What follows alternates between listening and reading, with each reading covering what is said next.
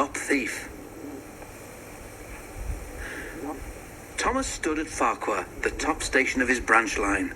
He had run round Annie and Clarabel after the morning journey and was enjoying a short rest before the run back down the valley. His driver and fireman stood beside his cab talking to the guard who'd brought startling news.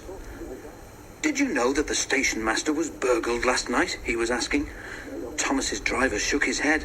"You don't say," he exclaimed. "I didn't know he had anything worth stealing." "He's won cups for gardening," exclaimed the fireman. "All taken, and then the scoundrels had the cheek to pinch his car to carry them away in." "Not that new one he's so proud of," said the driver. The guard nodded, and at that moment the signal rose to show that the line was clear. The driver and fireman climbed into Thomas's cab. The guard blew his whistle, waved his green flag, and got into Clarabel, and Thomas set off. By the time they were through the tunnel, the train was running nicely. Road and railway were beside each other here, with only a stream between them. Thomas remembered his race with Bertie the bus. He'd only won because he could go through the hill, while Bertie had to go over it. A flash of colour on the road ahead caught his eye. He tried to go faster to look more closely. "Steady, Thomas," said his driver. "There's plenty of time."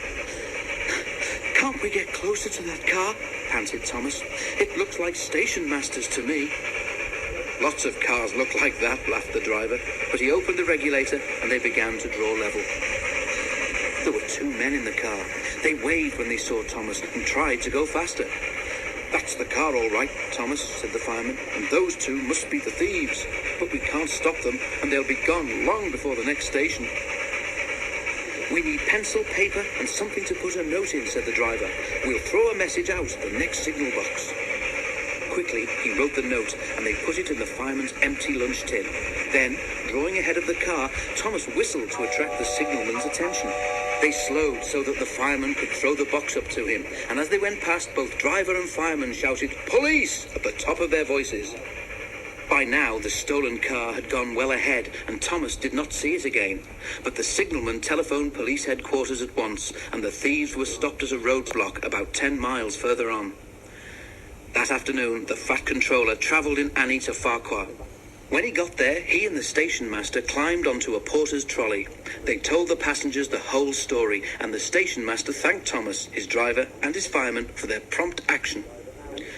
The passengers cheered loudly, and they cheered even more when they heard that the station master's gardening cups had all been found undamaged in a sack in the boot of the car.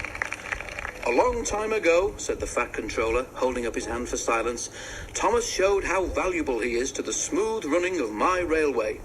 I am sure you will all agree that today he has once again proved himself to be a really useful engine."